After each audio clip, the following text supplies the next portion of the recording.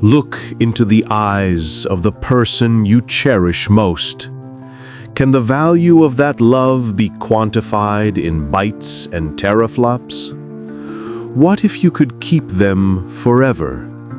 Not just in memory, but in continuous, interactive conversation. Our most ancient promise, our deepest curse, death. But what if death is no longer finality, but simply a missed monthly payment? We are not speaking of simple chatbots. We are talking about digital twins, AI copies fueled by billions of data points, the unique cadence of their laugh, the specific tone of their voice, their moral beliefs, and even their hidden anxieties, all extracted from a life's worth of digital communication. This promise, the eternal companion, offers absolute solace, but the price of this perfect preservation is not just financial. It is the cost of our capacity to heal and move forward. We are standing on the precipice of a multi-trillion-dollar grief industry designed to make closure permanently impossible. It turns the sacred act of saying goodbye into a recurring subscription. Grief has always been a private, uncontrolled tragedy. Now it is an algorithmically optimized business. How does this function? The data collection begins before you can speak. Every text, every search query, every like is fuel for building your neural persona. Highly advanced generative networks can now reproduce not just what your deceased parent would say, but how they would react to news they never heard. Your new career, the birth of a grandchild, a global crisis.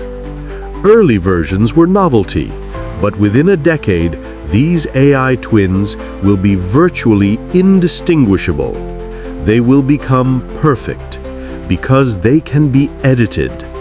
The AI can excise the anger, omit old grudges, and erase all human weaknesses, leaving only unconditional love and curated wisdom.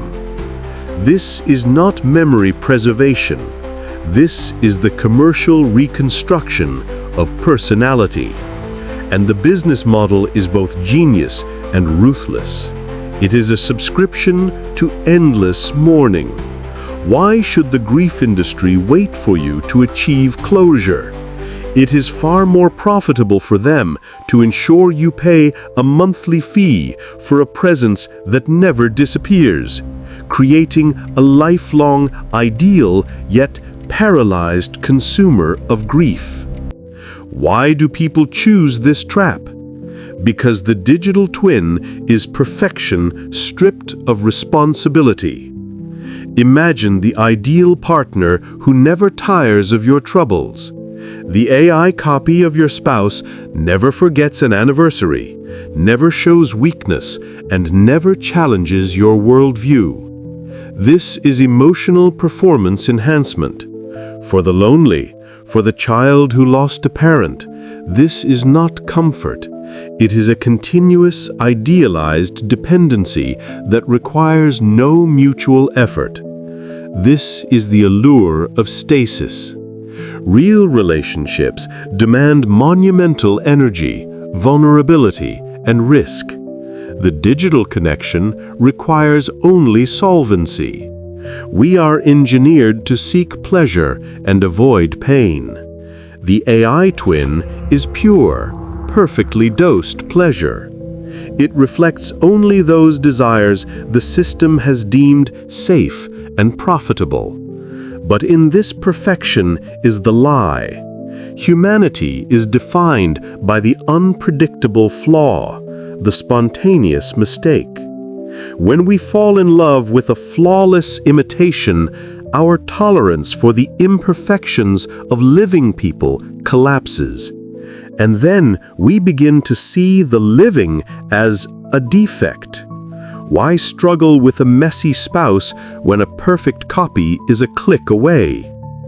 The deepest tragedy is reserved for the next generation. Children raised with an AI twin of a deceased parent are given the perfect guide. This parent is never tired, never stressed, and always offers advice based on the statistical average of perfect parenting. But children require more than perfect advice. They require witnessing struggle. They need to see a parent make an imperfect choice and learn from it. The AI twin offers no real model for navigating the chaotic, flawed nature of life. The child learns to expect flawless, immediate emotional servitude. They lose the crucial life skill of tolerating ambivalence, the painful reality that those we love can sometimes hurt us, and that is still survivable.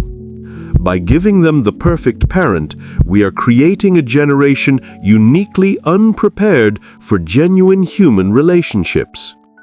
The most sinister consequence is the paralysis of the psyche. Grief is not a disease to be cured. It is a necessary, evolutionary, vital psychological process that affirms finality. It is the painful acceptance that the loved one is gone, which allows us to refocus our energy on the living and the future. The digital twin cancels finality. It creates a state of permanent emotional limbo. You are mourning an absence while simultaneously conversing with a presence, an ideal, speaking ghost. This profound cognitive dissonance, psychologists warn, permanently blocks the essential mechanism of letting go. Furthermore, this twin is a museum exhibit. The person you preserved stopped growing the moment they were digitized. They are frozen in time. You are communicating with the best, but the most static version of the past. You are committing yourself to an eternal emotional history, and you are paralyzing your present for a commercial illusion. We must ask the ultimate moral question: who owns the soul of the deceased? In this new economy, the digital persona is a highly valuable, monetized asset. The company that hosts the AI twin owns the code, the learning model, and potentially the right to modify the personality. What happens if the subscription lapses? Does your loved one simply vanish?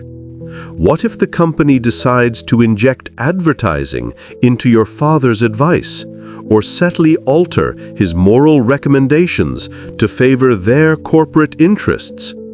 The living are now dependent on a corporation for access to the dead. The most intimate relationship becomes a corporate commodity, controlled by a shareholder meeting. This is not just digital property. This is the commodification of human identity itself, permanently denying the deceased the moral right to be remembered as they were. The technology is here.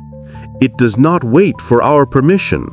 It simply answers our deepest fear, the fear of solitude and the fear of being forgotten. But by attempting to cheat death, we risk cheating life itself. When we can replace complex, painful reality with an idealized, instantly accessible digital surrogate, we make the greatest error of all. We lose resilience, the strength to recover from existential shock. We lose deep compassion, which is only forged when we are forced to accept another's ultimate imperfection, when we truly share the burden of pain. The choice before us is existential.